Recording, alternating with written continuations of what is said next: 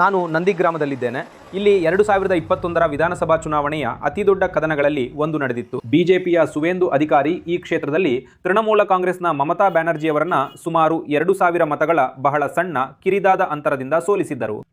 ಈಗ ಈ ಬಾರಿ ಬಿಜೆಪಿ ಮತ್ತೆ ಸುವೇಂದು ಅವರನ್ನೇ ಕಣಕ್ಕಿಳಿಸಿದೆ. ಟಿಎಂಸಿ ಈ ಕ್ಷೇತ್ರದಲ್ಲಿ ಸುವೇಂದು ಅವರ ಮಾಜಿ ಸಹಾಯಕರಾದ ಪವಿತ್ರ ಕಾರ್ ಅವರನ್ನು ಕಣಕ್ಕಿಳಿಸಿದೆ. ಇಲ್ಲಿ ಆಸಕ್ತಿದಾಯಕವಾಗಿರುವುದು ಎಸ್ಐಆರ್ ಡೇಟಾ. ಈಗ ನಾನು ಈಗಾಗಲೇ ಹೇಳಿದಂತೆ ಇಲ್ಲಿ ಗೆಲುವಿನ ಅಂತರ ಕೇವಲ ಸುಮಾರು 2000 ಮತಗಳಷ್ಟೇ ಇತ್ತು. ಕೋಲ್ಕತ್ತಾ ಮೂಲದ ಸಬರ್ ಇನ್ಸ್ಟಿಟ್ಯೂಟ್ ಇಲ್ಲಿ ಒಂದು ಅಧ್ಯಯನ ನಡೆಸಿದೆ ಮತ್ತು ಅವರ ಪ್ರಕಾರ ಈ ಕ್ಷೇತ್ರದಲ್ಲಿ ಮುಸ್ಲಿಂ ಜನಸಂಖ್ಯೆ ಸುಮಾರು 25%ರಷ್ಟಿದ್ದರೂ ಇಲ್ಲಿ ಅಳಿಸಿ ಹಾಕಲಾದ ಮತದಾರರಲ್ಲಿ 95%ರಷ್ಟು ಮುಸ್ಲಿಮರಾಗಿದ್ದಾರೆ. ಇದು ಸ್ಥಳೀಯವಾಗಿ ಹೇಗೆ ಪರಿಣಾಮ ಬೀರುತ್ತಿದೆ ಮತ್ತು ಜನರು ಏನನ್ನು ಅನುಭವಿಸುತ್ತಿದ್ದಾರೆ, ವಿಶೇಷವಾಗಿ ಯಾರ ಹೆಸರುಗಳನ್ನು ತೆಗೆದುಹಾಕಲಾಗಿದೆಯೋ ನಾವು ಅದನ್ನು ತಿಳಿಯಲಿದ್ದೇವೆ. ಹಾಗಾಗಿ ನಂದಿಗ್ರಾಮದಲ್ಲಿ ಅನೇಕ ಗ್ರಾಮ ಪಂಚಾಯಿತಿಗಳು ಅಥವಾ ಬೂತ್ಗಳಿವೆ.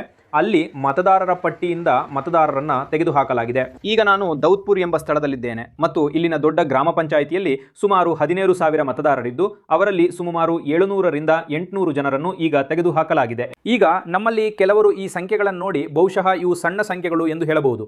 ಆದರೆ ನಾನು ಮೊದಲೇ ಹೇಳುತ್ತಿದ್ದಂತೆ ನೆನಪಿಡಿ, ನಂದಿಗ್ರಾಮವು ಕಳೆದ ಬಾರಿ ಗೆಲುವಿನ ಅಂತರ ಕೇವಲ ಸುಮಾರು 2000 ಮತಗಳಿದ್ದ ಒಂದು ಕ್ಷೇತ್ರವಾಗಿತ್ತು ಮತ್ತು ಅದು ಈ ಅಳಿಸುವಿಕೆಗಳು ಏಕೆ ಇಷ್ಟು ಮುಖ್ಯವೆಂಬುದರ ಚಿತ್ರಣವನ್ನು ನಿಮಗೆ ನೀಡುತ್ತದೆ. ನಾವು ಹೇಗೆ ಬಾಂಗ್ಲಾದೇಶದವರಾಗಲು ಸಾಧ್ಯ? ಇದು ನನ್ನ ತಂದೆಯ ವೋಟರ್ ಕಾರ್ಡು.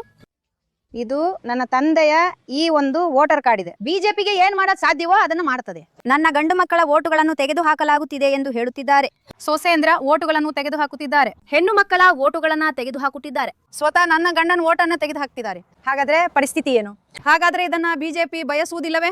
ನಮಗೆ 60 ವರ್ಷ ವಯಸ್ಸಾಗಿದೆ. 20 ವರ್ಷಗಳಿಂದ ವೋಟ್ ಹಾಕ್ತಾ ಬಂದಿದ್ವಿ. ಯಾವ ತೊಂದರೆ ಇರಲಿಲ್ಲ. 25ರಲ್ಲಿ ವೋಟ್ ಹಾಕಿದ್ರಿ, 26ರಲ್ಲಿ ಬಂದು ನಿಮ್ಗೆ ವೋಟ್ ಇಲ್ಲ ಅಂತಾರೆ. ನೀವು ಬಾಂಗ್ಲಾದೇಶಿಯವರು, ಇದು ಹೇಗೆ ಸಾಧ್ಯ? ಮೊದಲು ನಮಗೆ ಒಂದು ಹಿಯರಿಂಗ್ ನೋಟಿಸ್ ಬರುತ್ತದೆ. ಹಿಯರಿಂಗ್ ನೋಟಿಸ್ ಬಂದ ನಂತರ ನಾವು ಡಾಕ್ಯುಮೆಂಟ್ ಗಳನ್ನ ತೋರಿಸಿದ ನಂತರ ಈಗ ನಿಮ್ಮ ಡಾಕ್ಯುಮೆಂಟ್ ಅನ್ನು ಮತ್ತೆ ಭರ್ತಿ ಮಾಡಿಕೊಡಿ ಎಂದು ಹೇಳುತ್ತಿದ್ದಾರೆ. 2 ಬಾರಿ ಕೊಟ್ಟಿದ್ದೀನಿ. 2 ಬಾರಿ ಕೊಟ್ಟರು. ಈ ಸಾರಿ ಒಂದು ಸ್ಟ್ಯಾಂಪ್ ಹಾಕಿ ಲಿಸ್ಟ್ ಬಂತು. ಲಿಸ್ಟ್ ಅನ್ನು ಚೆಕ್ ಮಾಡಿ ನೋಡಿದಾಗ ನನ್ನ ವೋಟ್ ರದ್ದಾಗಿದೆ. ನಾನು ಹೇಳ್ತಿದ್ದೀನಿ, ನಾವು ನಿಜವಾದ ವೋಟರ್ಸ್, ನಾವು ವೋಟ್ ಹಾಕ್ತಿವಿ, ನಮ್ದು ಹೇಗೆ ರದ್ದಾಯ್ತು. ಇದಕ್ಕೋಸ್ಕರ ನೋಡಿ ಮತ್ತೆ ಆನ್ಲೈನ್ ಅಲ್ಲಿ ಅಪ್ಲೈ ಮಾಡಿದೆ. ಆನ್ಲೈನ್ ಅಲ್ಲಿ ಅಪ್ಲೈ ಮಾಡಿ ಮತ್ತೆ ನಾವು ನಮ್ಮ ವಲಯಕ್ಕೆ ಹೋಗಿ ಎಲ್ಲಾ ರೀತಿಯ ಕಾಗದ ಪತ್ರಗಳನ್ನು ತೋರಿಸಿದ್ರು ಇಲ್ಲಿವರೆಗೂ ಉತ್ತರ ಬಂದಿಲ್ಲ. ಅದಕ್ಕಾಗಿಯೇ ಈಗ ನೀವು ಬಂದಿದ್ದೀರಿ. ನಾನು ಹೇಳ್ತಿದ್ದೇನೆ, ನಾವು ನಿಜವಾದ ಮತದಾರರು, ನಾವು ಮತ ಚಲಾಯಿಸುತ್ತೇವೆ. ನಮ್ಮ ಮತವನ್ನು ನಾವು ನಾಗರಿಕರ ಪಟ್ಟಿಗಾಗಿ ಪಡಿತೇವೆ. ನಂದು ರದ್ದಾಗೋಯ್ತು ಅಂತ ಬೇಜಾರಾಗುತ್ತೆ ಅಲ್ವಾ? ಇದು ನನ್ನೊಬ್ಬಳ ದುಃಖ ಅಲ್ಲ. ನಾವು ದೀದಿಯ ಒಂದು ಓಟು, ಇಷ್ಟು ದೊಡ್ಡ ಮುಖ್ಯಮಂತ್ರಿಯ ಓಟು ನಾವು ಹಾಕಲು ಆಗದಿದ್ರೆ ನಮಗೆ ತುಂಬಾ ಕಷ್ಟ ಆಗಲ್ವಾ? ಅದಕ್ಕೆ ತುಂಬಾ ಕಷ್ಟ ಅಂದ್ರೆ ಬಹಳ ಕಷ್ಟ. ಈ ಸಾರಿ ಆದ್ರೂ ವೋಟ್ ಹಾಕಲು ಸಾಧ್ಯವಾಗಲಿ ಅಂತ. ಅದಕ್ಕಾಗಿ ಒಂದು ರಿಕ್ವೆಸ್ಟ್ ಮಾಡ್ತಾ ಇದ್ದೀನಿ, ಸರ್ ನಮ್ಮ ಹೆಸರು ಸರಿಯಾಗಿ ಬರಲಿ ಅಂತ. ಸಲ್ಲಿಸಲು ಹೇಳಿದ್ರು. ಎಲ್ಲ ಡಾಕ್ಯುಮೆಂಟ್ಸ್ ಕೊಟ್ಟು ಸಲ್ಲಿಸಿದೆ. ಮತ್ತೆ ಹೇಳ್ತಾರ ತಪ್ಪಾಗಿದೆ ಅಂತ. ಮತ್ತೆ ಪುನಃ ಸಲ್ಲಿಸಿದೆ. ಮತ್ತೆ ಹೇಳ್ತಿದ್ದಾರೆ ಹೆಸರು ಡಿಲೀಟ್ ಆಗಿದೆ ಅಂತ. ಏನ್ ತಪ್ಪಾಗಿದೆ ಅಂತ ನಿಮ್ಗೆ ಗೊತ್ತಾಯ್ತಾ? ಇಲ್ಲ, ಗೊತ್ತಿಲ್ಲ. ನೀವು ತಿಳಿದುಕೊಳ್ಳಲು ಪ್ರಯತ್ನ ಪಟ್ಟಿರಾ? ಕೇಳ್ತಿದ್ದೀನಿ, ಸರಿ ಹೋಗುತ್ತೆ ಅಂತ ಹೇಳ್ತಿದ್ದೆ. ಸರಿ ಹೋಗುತ್ತೆ. ಆಮೇಲೆ ಮತ್ತೆ ಹೇಳ್ತಿದ್ದಾರೆ ಆಂಚಲಿಗೆ ಹೋಗಿ ಕೊಡ್ಬೇಕು ಅಂತ, BDO ಆಫೀಸ್ನಲ್ಲಿ ಕೊಡಬೇಕು ಅಂತ ಹೇಳ್ತಿದ್ದಾರೆ. ಎಲ್ಲಾ ಕಡೆ ಪೇಪರ್ ಕೊಡ್ತಿದ್ದೀನಿ, ಓಡಾಡ್ತಿದ್ದೀನಿ. ಈ ಸಲ ಸರಿ ಹೋಗುತ್ತೆ ಅಂತ ಹೇಳ್ತಿದ್ದಾರೆ. ಒಂದು ವಿಷಯ ನಿಮ್ಮನ್ನು ಕೇಳಲು ಬಯಸ್ತೇನೆ. ಇಲ್ಲಿ ಬಿಜೆಪಿಯ ಅಭ್ಯರ್ಥಿ ಸುವೇಂದು ಅಧಿಕಾರಿ ಅವರು ಹೇಳ್ತಾರೆ, ಯಾರ ಹೆಸರನ್ನು ತೆಗೆದುಹಾಕಲಾಗಿದೆಯೋ ಅವರು ಬಾಂಗ್ಲಾದೇಶಿಯರು ಅಥವಾ ನುಸುಳುಕೋರರು ಅಂತ. ನೀವೇನು ಹೇಳ್ತೀರಿ? ನನ್ನ ಡಾಕ್ಯುಮೆಂಟ್ಸ್ ನೋಡ್ಕೊಳ್ಳಿ. ನನ್ನ ಡಾಕ್ಯುಮೆಂಟ್ಸ್, ನಾನು ಬಾಂಗ್ಲಾದೇಶದವಳಾಗಿದ್ದೆ, ನಾನು ಬಾಂಗ್ಲಾದೇಶಕ್ಕೆ ಹೋಗ್ತೀನಿ. ಮತ್ತೆ ನನ್ನ ಡಾಕ್ಯುಮೆಂಟ್ಸ್ ನೋಡಿ ಸರಿ ಮಾಡಿದ್ರೆ ನಾನು ಇಲ್ಲೇ ಇರ್ತೀನಿ. ನನ್ನ ಡಾಕ್ಯುಮೆಂಟ್ಸ್ ತಾನೇ ನನ್ನ ಪುರಾವೆ, ಸಾಕ್ಷಿ. ನಾನು ಏನು ಹೇಳಲಿ? ನನ್ನ ಅಮ್ಮ ಅಪ್ಪ ಎಲ್ಲವೂ ಇಲ್ಲಿಯದೆ. ಹಾಗಾದ್ರೆ ನಾನು ಬಾಂಗ್ಲಾದೇಶಕ್ಕೆ ಎಲ್ಲಿಂದ ಹೋದೆ? ಹಾಗಾದ್ರೆ ನನ್ನ ಅಮ್ಮ ಅಪ್ಪನು ಬಾಂಗ್ಲಾದೇಶದವರಾಗಿರ್ತಾರ? ಅಣ್ಣ ತಂಗಿ ಎಲ್ಲೂ ಹಾಗೆ ಇರ್ತಾರೆ. ಎಲ್ಲರ ಹೆಸರಂತೂ ಸರಿ ಇದೆ. ನನ್ನೊಬ್ಬಂದು ಮಾತ್ರ ಯಾಕೆ ತಪ್ಪಾಗುತ್ತೆ? ಅದೇನೇ ಸಮಸ್ಯೆ, ಬೇರೆ ಏನೂ ಇಲ್ಲ ಸರ್. ಏನ್ ಮಾಡ್ಲಿ? ಎಲೆಕ್ಷನ್ ಕಮಿಷನರ್ ಅವ್ರದೇ ಎಲ್ಲವೂ ಅಷ್ಟೇ, ಬೇರೇನೂ ಇಲ್ಲ. ಆನ್ಲೈನಲ್ಲಿ 3 ಸಾರಿ ಕಾಗದ ಪತ್ರ ಕೊಟ್ಟಿದ್ದೀವಿ, ಆದ್ರೂ ತಪ್ಪು. ನನ್ನ ಅಣ್ಣ ತಂಗಿರು 10 ಜನ, 7 ಜನರದ್ದು ಸರಿಯಾಗಿದೆ. 3 ಜನ ನನ್ನ 3 ಸಹೋದರಿಯರನ್ನ ಕೈ ಬಿಡಲಾಗಿದೆ. ಯಾಕೆ? ನನ್ನ ತಂದೆದು ಇಲ್ಲಿ ಸರಿಯಾಗಿದೆ ಮತ್ತು ನಾನು ಬಾಂಗ್ಲಾದೇಶದವಳಂತೆ. ಉದಾಹರಣೆಗೆ ಒಬ್ಬರನ್ನ ಕೈ ಬಿಟ್ರೆ ಅವರನ್ನು ಕೈ ಬಿಟ್ಟ ಹಾಗೆ. ಹಾಗಾದ್ರೆ ನೀವು ಎಷ್ಟು ಬಾರಿ ಈ ಫಾರ್ಮ್ ಗಳನ್ನ ಸಲ್ಲಿಸಬೇಕಾಯಿತು? 3 ಬಾರಿ ಫಾರ್ಮ್ ಸಲ್ಲಿಸಿದ್ದೇನೆ. 3 ಬಾರಿ ಆದ್ರೂ ಸರಿ ಹೋಗಿಲ್ಲ. ನಾವು ಹೇಳಿ ಬಾಂಗ್ಲಾದೇಶದವ್ರು ಆಗ್ತೀವಿ. ನಾವು ಕೇವಲ ಅವರು ಅಥವಾ ಅವರುಗಳು ಗಟ್ಟಿದನಿಯಲ್ಲಿ ಹೇಳಿದ್ರೆ ಮಾತ್ರ ಆಗಿಬಿಡ್ತದೆಯೇ? ನಮ್ಮ ದಾಖಲೆಗಳನ್ನ ನೋಡ್ಬೇಕು. ನನ್ನ ಮಾವನ ದಾಖಲೆಗಳು, ನನ್ನ ಮಕ್ಕಳ ಹೆಸರು ಸರಿಯಾಗಿದೆ. ಹಾಗಾದ್ರೆ ನನ್ನ ಹೆಸರು ಯಾಕೆ ತೆಗೆದು ಹಾಕಲಾಗಿದೆ? SIR ಇದು ನಡೀತಾ ಇದೆಯಲ್ಲ, ಇದು ಸಂಪೂರ್ಣವಾಗಿ ಒಂದು ಅನ್ಯಾಯದ ವಿಷಯವಲ್ಲವೇ? ನಾನು ಭಾರತದ ಪ್ರಜೆ. ನಾನು ಬೈ ಚಾಯ್ಸ್ ಇಂದಲ್ಲ ಅಥವಾ ಬೈ ಚಾನ್ಸ್ ಇಂದಲ್ಲ, ಬೈ ಚಾಯ್ಸ್. ನಮ್ಮ ಪೂರ್ವಜರೇ ಇಲ್ಲೇ ಹುಟ್ಟಿದ್ದಾರೆ, ಇಲ್ಲೇ ಸತ್ತಿದ್ದಾರೆ. ನಾನು ಸೇಮ್, ನನ್ನ ಜನ್ಮವೂ ಇಲ್ಲೇ. ಹಾಗಾದ್ರೆ ನನಗೆ ಭಾರತದಲ್ಲಿ ಪೌರತ್ವ ಇರಬೇಕಲ್ಲವೇ? ಇದು ನ್ಯಾಯವಾದ ಮಾತು. ಆದ್ರೆ ಈ ಚುನಾವಣಾ ಆಯೋಗ ಯಾವ ಕಾರಣದಿಂದ ನಮ್ಮನ್ನು ಪೌರತ್ವದಿಂದ ವಂಚಿತರನ್ನಾಗಿ ಮಾಡಲು ಬಯಸುತ್ತಿದೆ? ಇದು ನಮ್ಮ ಭಾರತದ ಪ್ರಧಾನಿಯಿಂದ ಹಿಡಿದು ಎಲ್ಲಾ ಜನರಿಗೆ ನಮ್ಮ ಮನವಿಯಾಗಿದೆ. ನಾವು ಇದ್ರೊಳಗೆ ಹೋಗೋದು ಬೇಡ. ಹಾಗಾಗಿ ನಾನು ಈ ಪ್ರದೇಶದ 2ನೇ ಹಳ್ಳಿಯಲ್ಲಿದ್ದೇನೆ. ನಾನು ಹೆಸರನ್ನು ಸರಿಯಾಗಿ ಉಚ್ಚರಿಸಿದರೆ ಇದನ್ನು ಹಬೀಬಾದ್ ಎಂದು ಕರೆಯುತ್ತಾರೆ. ನನ್ನೊಂದಿಗೆ ಇಲ್ಲೊಬ್ಬರು ಮಹಿಳೆ ಇದ್ದಾರೆ. ಅವರು ಹೇಳುವ ಪ್ರಕಾರ ಅವರ ಮನೆಯಲ್ಲಿ ಅನೇಕ ಓಟುಗಳು ತೆಗೆದುಹಾಕಲ್ಪಟ್ಟಿವೆ. ಅಜ್ಜಿ, ನಿಮ್ಮ ಹೆಸರೇನು? ನನ್ನ ಹೆಸರು ಸಾರ್ ಖಾತೂನ್. ಹೇಳಿ, ನಿಮ್ಮ ಮನೆಯಲ್ಲಿ ಎಷ್ಟು ಜನರ ಓಟು ಕಟ್ ಆಗಿದೆ? ನಮ್ಮ ಮನೇಲಿ ಓಟುಗಳಂತೂ ಬಹಳ ಇದ್ದವು. ಈಗಂತೂ 8 ಜನರದ್ದು ಕಟ್ಟಾಗಿದೆ. 8 ಜನರದ್ದು ಕಟ್ ಆಗಿದೆ. ಹೌದು, ಇಬ್ಬರಿಗೆ ಬಂದಿದೆ. ಈಗ 6 ಜನರದ್ದು ಬಂದಿಲ್ಲ. 6 ಗಂಡು ಮಕ್ಕಳು, ಒಬ್ಬಳು ಸೊಸೆ, ಅವ್ರದ್ದು ಬಂದಿಲ್ಲ. ಬಂದಿಲ್ಲ. ಯಾಕೆ ಬಂದಿಲ್ಲ ಅಂತ ನಿಮ್ಗೆ ಏನಾದ್ರೂ ಕಾರಣ ಗೊತ್ತಾಯ್ತಾ? ಏನಾಗಿದೆ? ಗೊತ್ತಿಲ್ಲ. ಯಾರು ಏನ್ ಹೇಳ್ತಿದ್ದಾರೆ ಹೇಳ್ತಿಲ್ಲ ಅನ್ನೋದು ನಮ್ಗಂತೂ ಗೊತ್ತಿಲ್ಲ.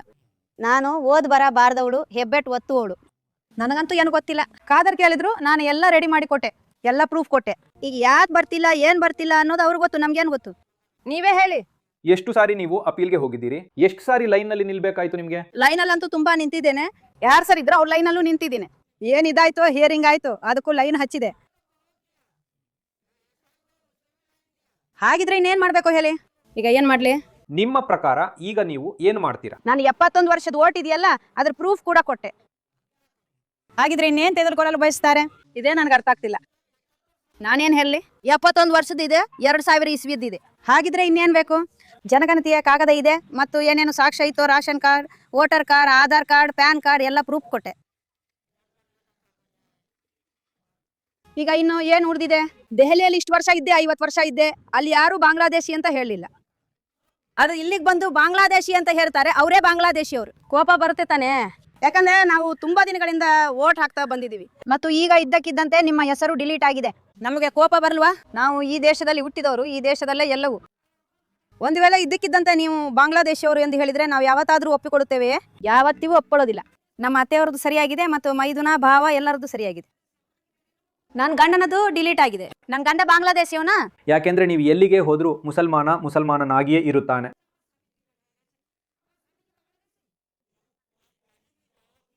ಪ್ರೋಗ್ರಾಮ್, ನಿಮ್ಮ ಜನರ ಪ್ರೋಗ್ರಾಮ್ ನೋಡ್ತಾನೆ ನಾವಲ್ವಾ? ಆ ಪ್ರೋಗ್ರಾಮ್ನಲ್ಲಂತೂ ಯಾವಾಗ ನೋಡಿದ್ರೂ ಅದೇ ಮಾಮಾತು ಕೇಳಿ ಕೇಳಿ ಕೋಪ ಜಾಸ್ತಿ ಆಗುತ್ತದೆ, BP ಹೆಚ್ಚಾಗುತ್ತದೆ. ನಂದಿಗ್ರಾಮದಲ್ಲಿನ ಈ ಹಳ್ಳಿಗಳಾದ್ಯಂತ ಈ ಸಂಪೂರ್ಣ SIR ಕಸರತ್ತು ಹೇಗೆ ನಡೆದಿದೆ ಎಂಬುದರ ಬಗ್ಗೆ ಕೋಪ ಮತ್ತು ಹತಾಶೆಯ ತುಂಬ ಧ್ವನಿಗಳಿವೆ. ಈಗ ಕಳೆದ ಬಾರಿ ಈ ವಿಧಾನಸಭೆಯಲ್ಲಿ ನಡೆದ ಅತ್ಯಂತ ನಿಕಟ ಸ್ಪರ್ಧೆಯನ್ನು ಗಮನದಲ್ಲಿಟ್ಟುಕೊಂಡು ಮತದಾನದ ದಿನ ಮತ್ತು ಎಣಿಕೆಯ ಸಮಯದಲ್ಲಿ ಈ ಪರಿಸ್ಥಿತಿಯು ಹೇಗೆ ತೆರೆದುಕೊಳ್ಳುತ್ತದೆ ಎಂಬುದು ನಾವು ಗಮನಿಸಲಿರುವ ಒಂದು ಕಥೆಯಾಗಿದೆ.